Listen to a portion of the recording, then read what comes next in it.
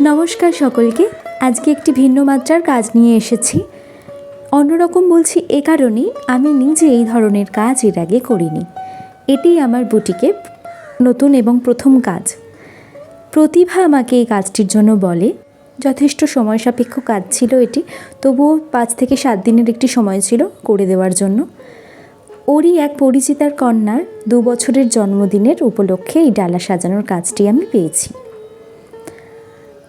ডালা হিসেবে প্রতিভার কথা অনুযায়ী আমি একটি কুলোকে বেছে নিয়েছি।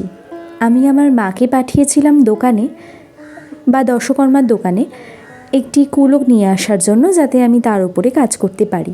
কিন্তু আমার মা ঠিকঠাক কুলো পাননি দোকানে, সে কারণেই আমাদের বাড়িতে থাকায় একটি অব্যবহৃত কুলোকে আমি বেছে নিয়েছি এই কাজটির জন্যে। প্রথমেই কী করেছিলাম, কুলোটিকে পরিষ্কার করে মুছে নিয়ে তাতে সাদা রং করি এবং তার উপরে লাল রংটা চাপাই। এতে করে লাল রংটা বেশি করে ফুটে উঠেছে, মানে ফুটে ওঠে। অন্যান্য শিল্পীরাও যখন কাজ করেন তারাও এই ধরনের পদ্ধতি অবলম্বন করেন। এরপরে আমি একটি আম কলকা করেছি, পাশাপাশি দুটো রেখেছিলাম এবং কুলোর কর্নার বরাবর কিছু সামান্য কলকা আমি ব্যবহার করেছি। সাদার সঙ্গে হলুদ রঙটিও একটুখানি রেখেছি, যাতে একটু ভালো লাগে দেখতে। আমার তো মন্দ লাগেনি কাজটা। নিজের কাজ নিজে কি বলবো, আপনারাই বলবেন কেমন লেগেছে। আপনাদের মতামতের যথেষ্ট গুরুত্ব আমার কাছে আছে। এই যে কুলোটি রয়েছে, এখানে ডালা হিসেবে একটি ফ্রক ছিল, যেটা আমি নিজের হাতে বানিয়েছি সাদা রঙের।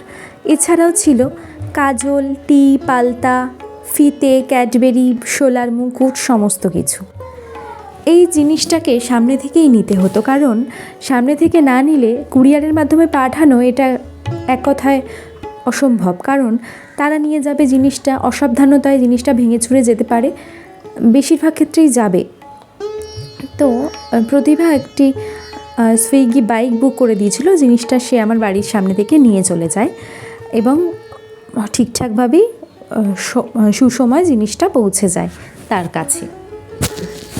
পুচকুটার নাম ছিল বেদিকা, ওর নাম দিয়ে এবং নিচে লিখেছিলাম শুভ জন্মদিন। এবং প্রতিভা ওই পুচকুটার মামনি হয়, তাই সেই কথাটাও ছোট্ট করে নিচে লিখে দিয়েছি। নাম এবং শুভ জন্মদিন কথাটা সামান্য একটি কলকার মধ্যে রাখতে চেষ্টা করেছি, যাতে একটু হাইলাইটেড হয় কাজটি। এরপর আমি যখন পুরো ডালাটা সাজালাম, দেখি যে পুরো সম্পূর্ণ আমার পেপার দিয়ে আটকে দেওয়ার পরে মুকুটটা আমি দিতে ভুলে গেছি। এরপর খুব মুশকিল হলো আবার সেই জিনিসটাকে সাবধানে খুলে মুকুটটাকে অ্যাড করা।